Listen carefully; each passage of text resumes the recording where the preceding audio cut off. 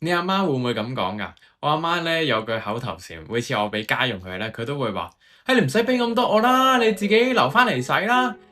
今晚我請你。以前我就覺得佢係唔捨得使我啲錢，後來我先明白到佢係唔想成為我嘅負擔啊。佢係用佢嗰代人講嘢嘅方式，就同我講一句冇講出口嘅嘢：我自己搞掂㗎啦，你唔使擔心我啦，去過你自己嘅人生啦。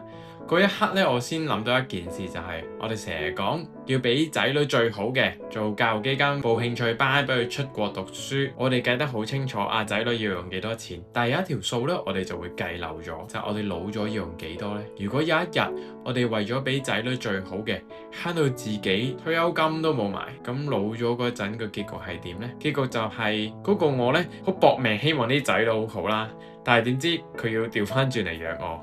咁佢啱啱30幾歲，又供緊樓，湊緊仔，但係每個月咧，佢都仲要諗埋阿爸阿媽夠唔夠使。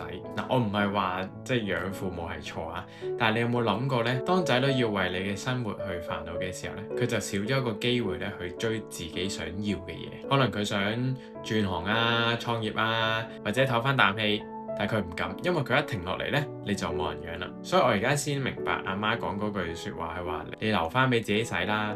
呢個咧唔係慳，係一種自由。佢係用獨立咧嚟換翻俾我一個唔使回頭望嘅人生。最好嘅教育基金咧，從來都唔係你留幾多俾仔女，係將來啲仔女咧唔使養你。你搞得掂自己嗰一日，就係俾佢哋最大嘅一份禮物。佢哋可以完完全全咁樣過去自己想要嘅人生。咁呢件事咧就唔係等你老咗先做嘅，係你今日肯唔肯認真計自己嗰條數開始。